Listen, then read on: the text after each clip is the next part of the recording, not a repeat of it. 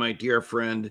I want to spend some time exploring with you whether or not President Putin can be provoked and why the West is trying to provoke him. But before that, it appears that a missile fired by the Houthi group over the weekend struck its target in Israel. I say it appears. The Israelis won't admit it, but Prime Minister Netanyahu was furious and threatened retaliation. I don't know if he would have been as animated if they hadn't struck the target. How serious is the Houthi threat for Israel?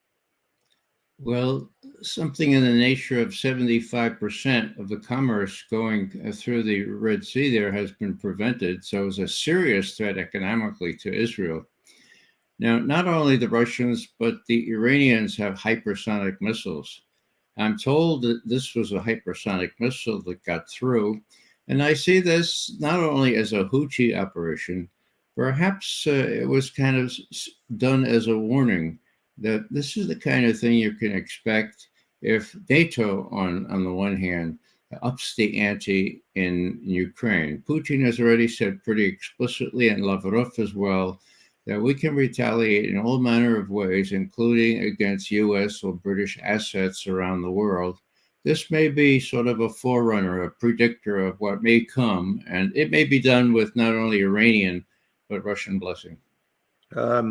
Here's a brief clip from a Houthi brigadier general. I don't know, the image in the West of the Houthis is that they're ragtag and wear flip-flops. This guy's got a uniform on with internationally recognized insignia. Maybe you can tell us about it. But here's his threat toward Israel, cut number 2. The Israeli enemy should expect more strikes as we approach the first anniversary of the blessed October 7th operation. These include continued support operations for the oppressed Palestinian people.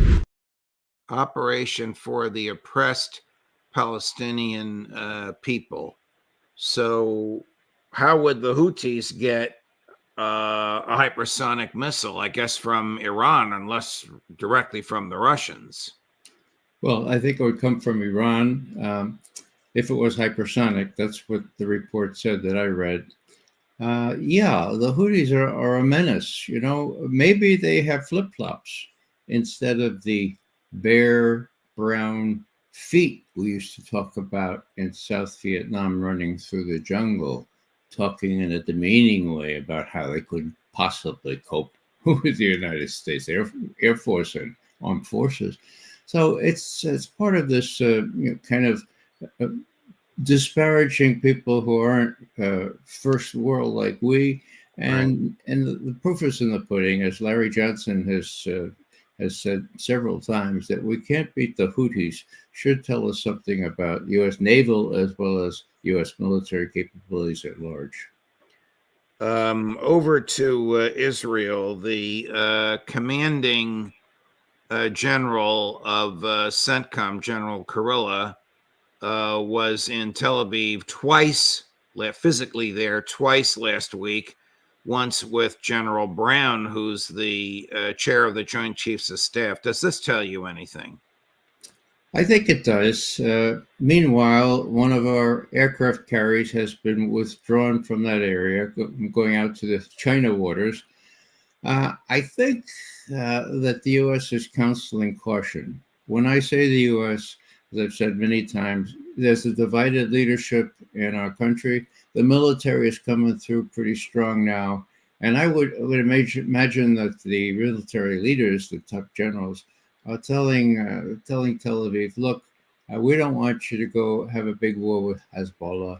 And if you do, we're going to counsel President Biden not to jump in with both feet militarily. And we've had some success in doing that recently with respect to Ukraine. So if you wanted us to explain that to you, we can talk about long-range missiles that are not going to be put into, not going to be authorized for use in Ukraine, according to the latest reports. The military succeeded in that. We can succeed again in preventing the president from doing something really stupid